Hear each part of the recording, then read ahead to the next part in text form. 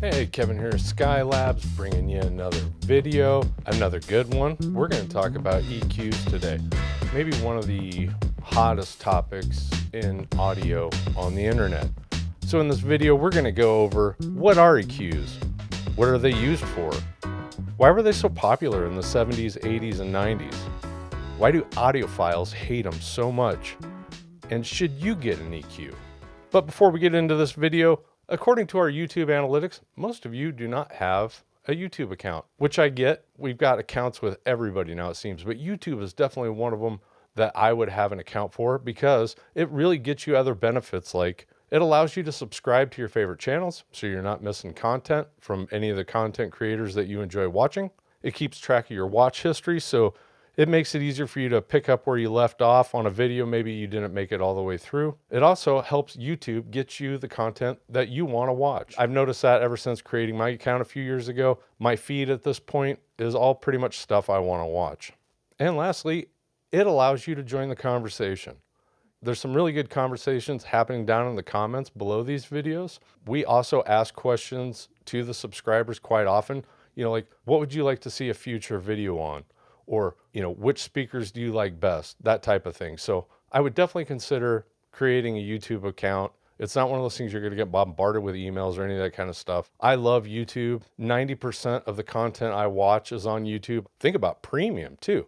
And even though this probably hurts us as a content creator, it wipes out all the commercials. I'll never get away from YouTube Premium because I hate all the commercials. They drive me crazy. So anyway, think about it. Only takes a few seconds. Create yourself an account. I think your YouTube life will be a lot better, and so will ours. We appreciate it. Now let's get into the video. So the title of this video might be a little bit clickbaity.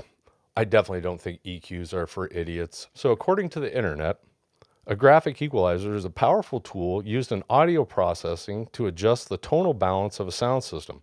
The purpose of using a graphic EQ is to shape the frequency's response of an audio signal by boosting or cutting certain frequency ranges to achieve the desired sound. Essentially, it's just a piece of equipment, and those bands, you'll see, whether it's a 3-band, 5-band, or a 10-band, how many different frequencies can you manipulate with this piece of gear? And so a 5-band EQ, you have 5 different frequencies from 20 to 20 hertz, which is what humans can hear, that you can adjust to shape the sound. That basically is an EQ. And there are a lot of different reasons why you might want an EQ. So what are EQs used for? For home use, I would think the original reason for the companies selling EQs was so that people could tune their room. A lot of people, especially me, do not have a dedicated listening room. It's not treated. It's not perfect by any stretch. If I have a standing wave in my room because of a low bass frequency, I can go and attenuate that with an EQ so that it's not getting over amplified. When you have a standing wave, what happens is the wave folds over on each other and then it doubles. Let's say I have a 200 hertz standing wave in my room. Every time a bass player hits something in the 200 hertz range, it's going to double the volume of that note. And I don't want that. So this would be a way for me to go and attenuate that. And for home use, I think they're a lot of fun. I also think it was a way for the manufacturer to sell you another product. And I'm not saying that's bad. It was a way to really understand different frequencies and how manipulating them could change the sound of my audio for right or wrong reasons. It doesn't matter. I enjoyed that. I liked playing with the EQ and dialing in my system the way I wanted it.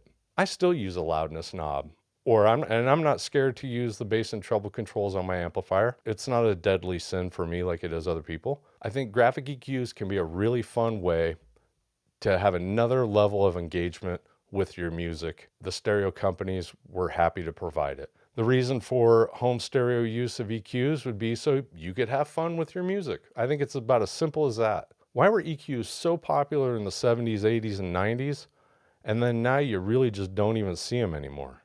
And maybe this is something you guys can answer down in the comments, because I really don't know. I would imagine it's because people stopped buying them, but why did they stop buying them? Is it just another gadget that people just stopped buying? They didn't want to hook up, they stopped using? Or is it because the audiophile community turned their nose up at it and everybody kind of listened? I don't know. I mean, I really don't know. But I do think it's one or the other. Manufacturers don't stop making something unless it's not selling. That's the bottom line. And really, in the late 90s and the early 2000s, it seemed like the loudness button went away the same time EQs did. There's got to be something there. Obviously, people weren't buying them. Otherwise, manufacturers definitely would have kept on making them.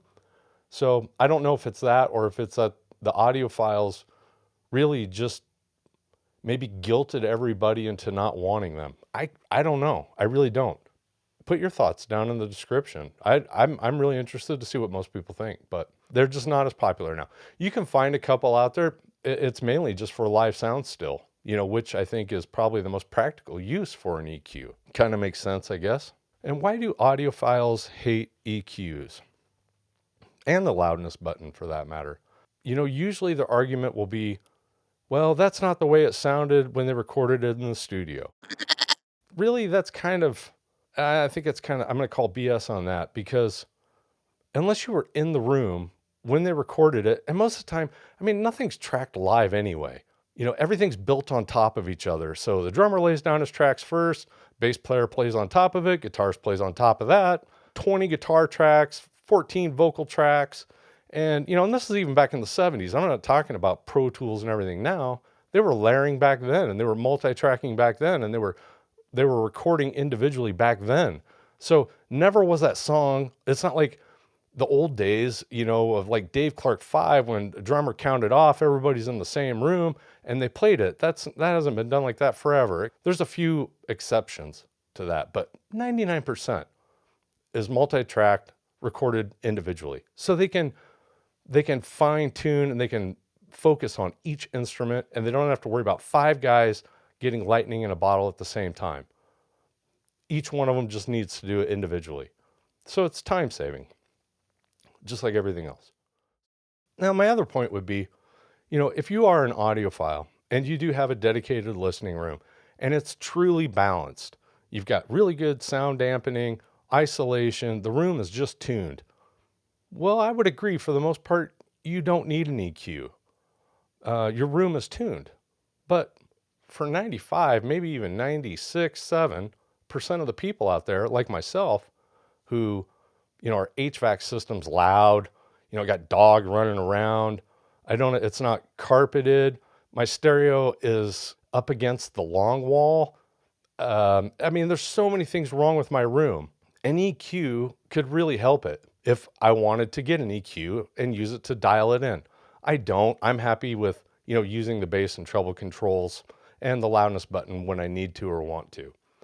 But my point is, don't listen to the audiophiles. If they've got a perfectly treated room and they don't want a loudness button and they don't want an EQ, so be it. Perfect. I'm happy for you. I someday hope to be there. But as of now, I don't think they should be dogging on people that want to use an EQ. Who cares if somebody wants to use an EQ? You're not sitting there. I see people will post up on the forums, and somebody will see an EQ that's got the V or the smile in it because it looks cool. I used to do it too. And man, they just destroy them online, just verbally abuse them about how wrong it is. And it's crazy. Try an EQ. They're somewhat reasonably cheap at this point. You can grab a decent EQ on eBay for $100. For people to say, you don't know what you're doing, you shouldn't own an EQ, that is absolutely absurd. Get an EQ, try it. See what those frequencies do. See if you can tune your room in if you don't have a perfect room. It might be a lot of fun. Bring your kids, have them play with it too. There's nothing wrong with an EQ. Don't let people tell you that. It's silly. And the last thing is, should you get an EQ? Yep, absolutely.